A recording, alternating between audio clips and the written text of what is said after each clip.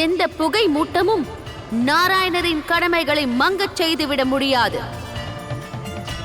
என்னுடைய நாராயணர் உலகத்தில் உள்ள அனைத்து சங்கடங்களையும் தீர்ப்பார். வெளியே வாருங்கள் நாராயணரே, வெளியே வாருங்கள். பூமிக்காக வாருங்கள், மக்களுக்காக வாருங்கள். இந்த இருளை போக்கிவிட்டு அந்த புகை மூட்டத்தில் இருந்து வெளியே வாருங்கள் நாராயணரே.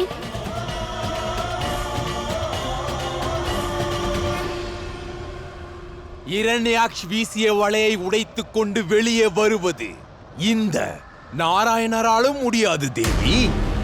அதனால் கூறுவதை கேள். நாராயணரை மறந்துவிடு. உன் எதிரே நிற்பவனை மனதார ஏற்றுக்கொள்.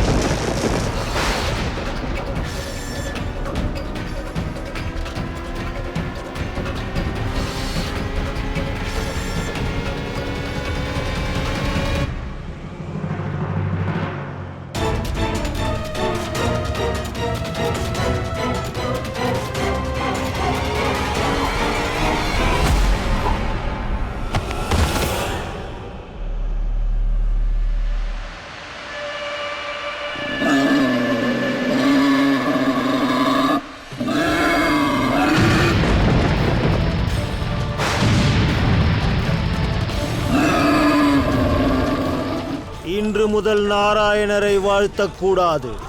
நாளைய சூரியன் உதயமாவதற்குள், என் சகோதரனின் சிதை அணைவதற்குள் இந்த பிரபஞ்சத்திற்கே கூறுங்கள். இனி அவர்களின் கடவுள் இரண்யகசப் என்று கூறுங்கள். இனி மணமக்கள் வலம் வர தயாராகுங்கள்.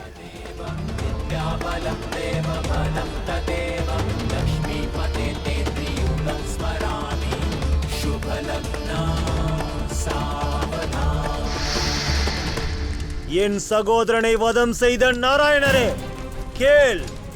இன்னும் சற்று நேரத்திற்கு நீ கடவுளாக மகிழ்ச்சியோடு இரு. ஏனெனில் நாளை முதல் இந்த பிரபஞ்சத்திற்கு புது கடவுள் கிடைப்பார். இரண்யகசிப்.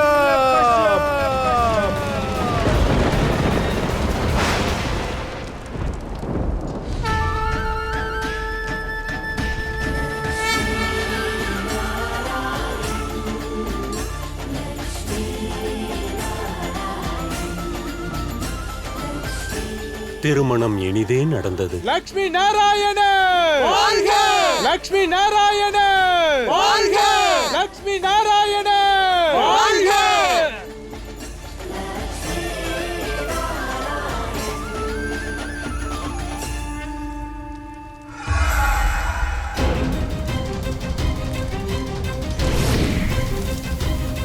இந்த பிரபஞ்சத்தின் புதிய கடவுள் சொல்லுங்கள்.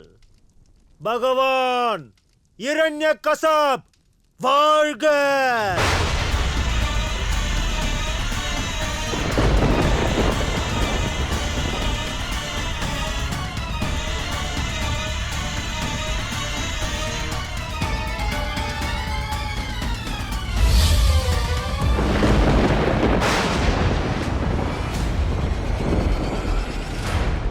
கேட்கவில்லையா? கூறுங்கள். கடவுள் இரண்யகசப் வாழ்க!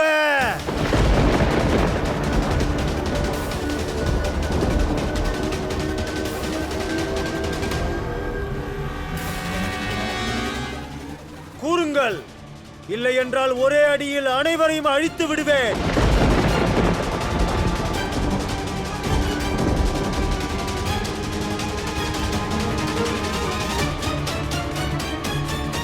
தேவேந்திரா, நம்மால் ஒன்றும் செய்ய முடியவில்லை. இப்படிப்பட்ட சூழ்நிலையில் சாதாரண பக்தர்களால் என்ன செய்ய முடியும்? கூற மாட்டீர்களா? உங்களை அழிப்பதை தவிர வேறு வழி இல்லை. என்னை கடவுளாக ஏற்றுக்கொள்ளாது. மன்னிக்க வேண்டும் மகாராஜா இரண்யகசிபு வாழ்க! நல்ல செய்தி கடவுளே, உங்களுக்கு ஆண்மகன் பிறந்துள்ளான். அருமை. செல், சென்று என் மகனை வரவேற்க ஏற்பாடுகள் செய். பகவான் இரண்யகசபுவின் மகன் வரப்போகிறார்.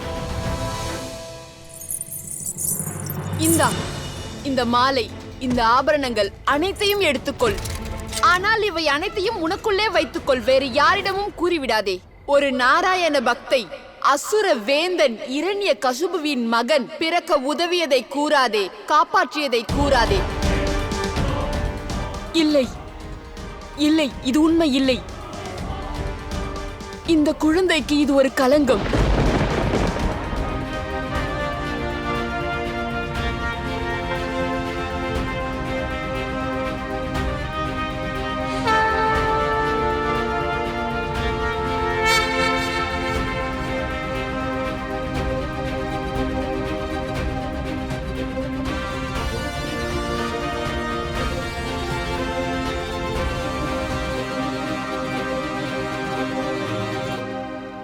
இவன் பிறந்து 7 ஆண்டுகளுக்கு பிறகுதான் பேசுவான்.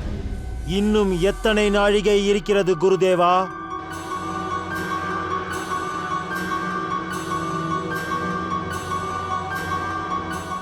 அசுரவேந்தே, இன்னும் வெறும் 10 நிமிடங்கள் தான் உள்ளன.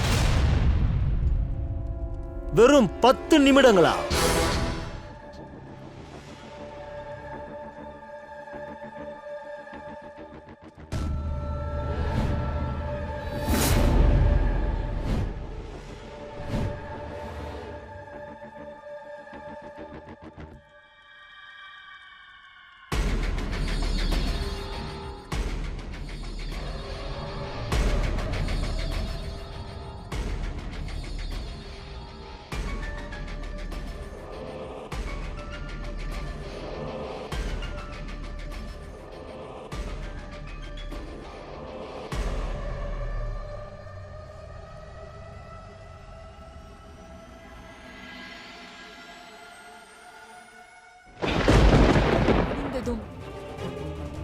மீண்டும் இந்த சபை கூடும். நீ அதற்குள் நன்றாக யோசித்து ஒரு முடிவை எடு.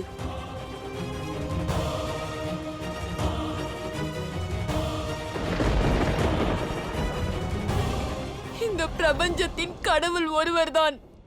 அவர்தான் உன் தந்தை பகவான் இரண்யகசிபு.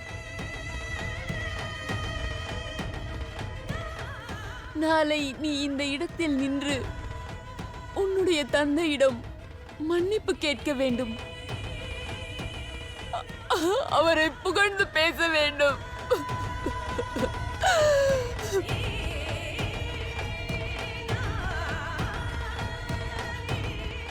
தாயே,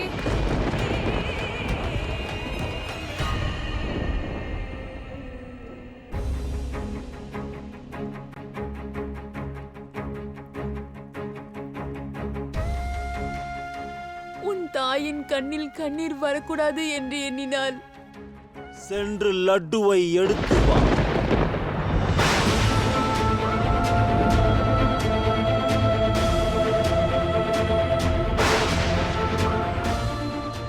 எடுத்து வா.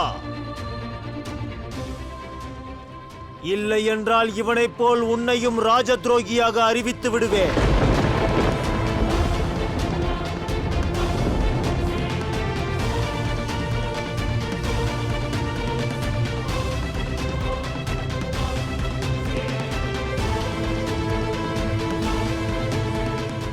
குழந்தாய், இன்னும் காலம் உள்ளது. நான் கூறுவதை கேள்.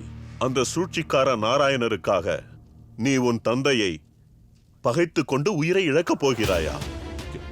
பிரகலாதா, உன் தந்தையுடைய, உன் குருவுடைய பேச்சை கேள். உனது உயிரை காப்பாற்றிக்கொள். இல்லை என்றால் அசம்பாவிதமாகிவிடும். பிரகலாதா, வீண் அடம் வேண்டாம். உன் தந்தையை கடவுளாக ஏற்றுக்கொள். தண்டனையிலிருந்து தப்பித்து விடும்.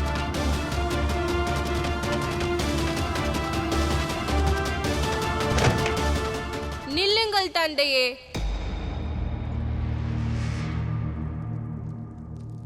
இந்தாருங்கள் தந்தையே. உங்கள் அசுர தண்டனை புத்தகத்தில் 12வது பக்கத்தில் மிக தெளிவாக வெற்றியாளர்களுக்கு உங்கள் சபை மரியாதை செய்ய வேண்டும் என்றுள்ளது. இன்று விஷம் கலந்த லட்டுவை உண்டும் என் உயிர் போகவில்லை என்றால் இன்று எனது பக்தியின் சக்தியினால் வெற்றி அடைந்தால் அப்பொழுது இந்த சபை என் விருப்பத்தை நிறைவேற்றுமா?